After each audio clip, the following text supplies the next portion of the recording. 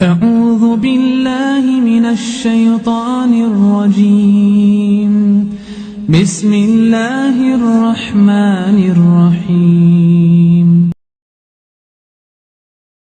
الحمد لله رب العالمين والصلاة والسلام على سيد المرسلين والعاقبة للمتقين أما بعد. برادران اسلام، آج میں آپ کے سامنے رمضان المبارک میں ہونے والی بدعتیں جو آج عوام الناس میں عام ہوتا جا رہا ہے اس کے تعلق سے چند باتیں آپ کے سامنے پیش کرتا ہوں. اسلامی مہینوں میں سے ایک مہینہ رمضان المبارک کا مہینہ ہے جو ایک بابرکت اور مقدس مہینہ ہے، جس کی فضیلت کا عالم یہ ہے کہ اس کی راتوں میں سے ایک رات ایسی ہے جو 1000 مہینوں سے افضل ہے، 1000 مہینوں کی عبادت سے افضل ہے. اور جو ہم اور آپ دن بھر روزہ رکھتے ہیں یہ بنیادی ارکان میں سے ایک اہم ہے، لیکن بعض بندے ان فضیلتوں پر شاکر نہیں رہے اور انہوں نے اپنی عقل اور ذہنی منطق لڑا کے اس میں کچھ زیادتیاں کر لی. حالانکہ فضیلت وہی جس کو نہ بندہ گھٹا سکتا ہے اور نہ بڑھا سکتا ہے. انشاءاللہ میں رمضان کے متعلق کچھ ایسی چیزیں رکھوں گا جو شریعت میں نہیں ہے، لیکن کچھ لوگوں نے اسے شریعت بنا دیا ہے اور غیر شرعی امور بہت تیزی سے عوام میں پھیلتا جا رہا ہے. نمبر 1، روزے کی نیت کے الفاظ. رمضان المبارک کے کیلنڈروں پر روزے کی نیت کے یہ الفاظ اکثر لکھے جاتے ہیں، وَبِصَوْمِ غَدٍ نَوَيْتُ مِنْ شَهْرِ رَمَضَانَ، میں نے رمضان کے مہینے سے کل کے روزے کی نیت کی. حالانکہ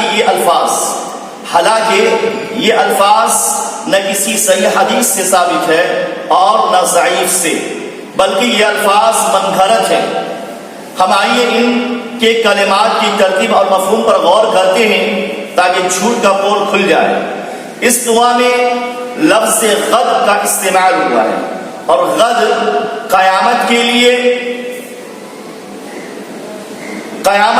لفظ غد کا استعمال قرآن کریم میں 2 جگہ پر استعمال ہوا ہے. سورہ حشر میں اللہ فرماتا ہے، یا ایھا الذین آمنوا اتقوا اللہ ولتنظر نفس ما قدمت لغد، کہ اے ایمان والو اللہ رب العالمین سے ڈرو اور چاہیے کہ ہر شخص دیکھ لے کہ اس نے کل قیامت کے لیے آگے کیا بھیجا ہے. دوسری جگہ اللہ فرماتا ہے، سیعلمون غدا من الکذاب الاشر، کہ ان قریب قیامت کے دن یہ لوگ جان لیں گے کہ جھوٹا کون اور ناپسندیدہ ہے. اور آنے والے کل کے لیے لفظ غد 3 جگہوں پر استعمال ہوا ہے. نمبر 1، ارسلوا معنا غدا يرتع ويلعب وانا له لحافظون، آپ اسے یوسف علیہ السلام کو ہمارے ساتھ کل بھیج دیجیے. دوسری جگہ ماذا تکسب غدا، تو کل کیا کمائے گا. اور تیسری جگہ ولا تقولن لشيء اني فاعل ذلك غدا الا ان يشاء، ہر کسی کام پر آپ یوں نہیں کہیں کہ میں اسے کل کروں گا مگر ساتھ ہی انشاءاللہ اگر اللہ چاہے بھی کہہ لیا کیجیے. معلوم ہوا قرآن کریم میں لفظ غد صرف 2 معنوں کے لیے استعمال ہوا ہے، ایک آنے والے کل کے لیے اور دوسرا قیامت کا دن.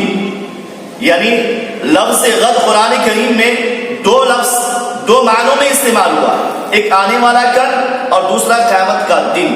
اب دونوں معنوں کو ذہن میں رکھتے ہوئے روزے کی نیت والے الفاظ پر غور کریں.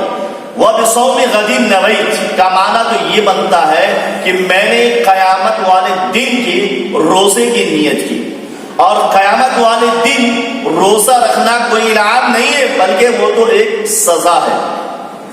دوسرا، اگر غد کا معنی آنے والے کل کریں تو وہ بصوم غد نویت کا مطلب ہے کہ میں نے کل کے دن کی روزے کی نیت کی، میں نے کل کے دن کے روزے کی نیت کی.